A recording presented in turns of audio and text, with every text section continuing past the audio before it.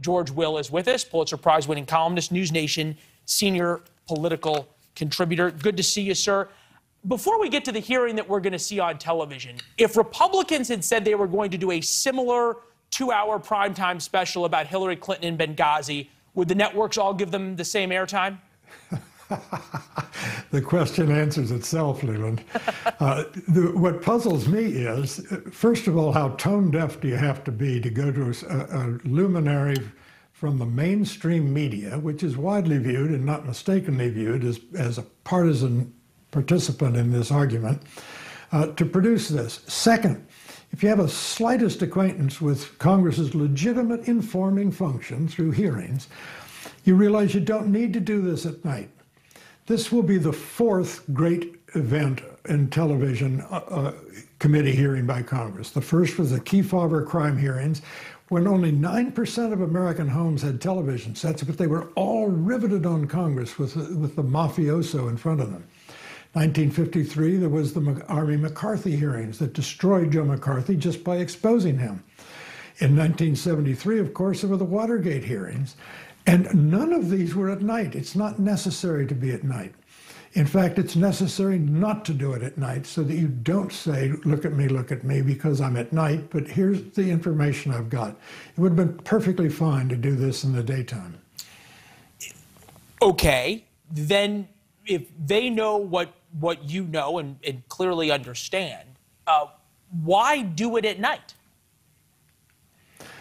Well, they have a feeling that as long as you can get at least two, and I guess we've got ABC and CBS already, of the networks, that they will be able to get a lock on the American television audience. I'm not sure that's true now that the oligopoly of the three big networks has been crushed by 500 channels.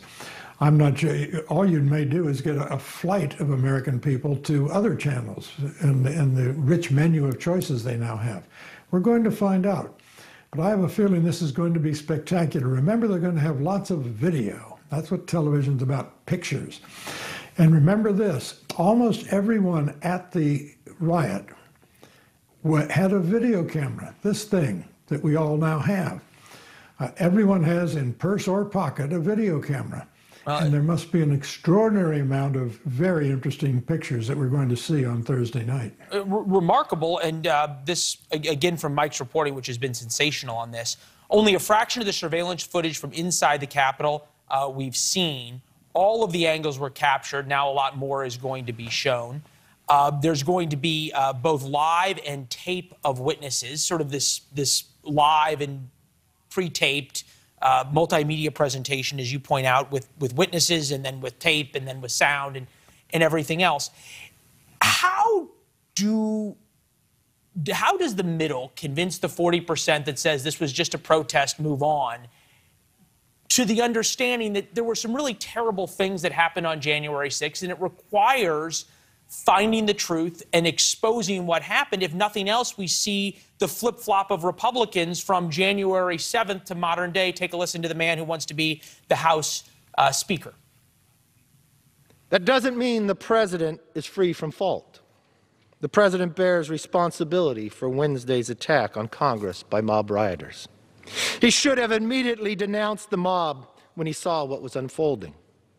These facts require immediate action by President Trump. Accept his share of responsibility.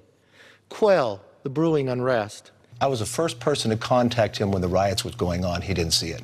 What he ended the call was telling me he'll put something out to make sure to stop this. And that's what he did. He put a video out later. I guess we know which one is the real Kevin McCarthy.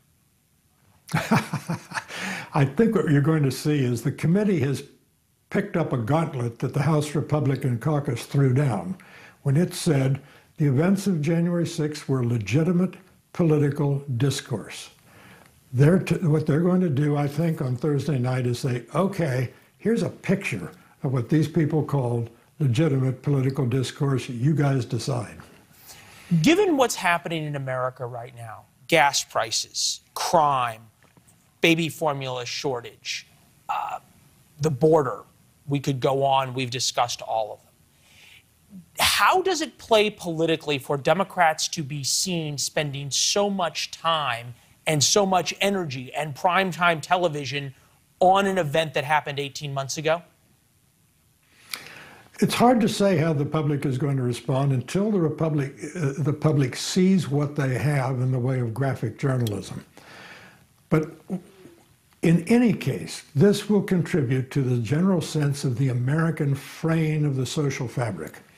The sense that the shelves are empty when they shouldn't be empty, the baby formula is missing, the gas prices are too high, a general sense that things are not working right in the United States. And this will add, not much, another cubit to the general American sense that we're in the late 1970s all over again. Yeah. Certainly, if they present evidence about members of Congress being involved, you would think it even further undermines the moral authority of people we need right now and the leadership authority. It's good to see you, sir. We'll be back with you on Thursday night for these hearings, and then we'll get to figure out exactly how many people watched. See you then. See you soon, sir. Thank you. Thanks for watching. Go to newsnationnow.com to find NewsNation on your television provider. And don't forget to subscribe. Click the red button to get more of NewsNation's fact-driven, unbiased coverage.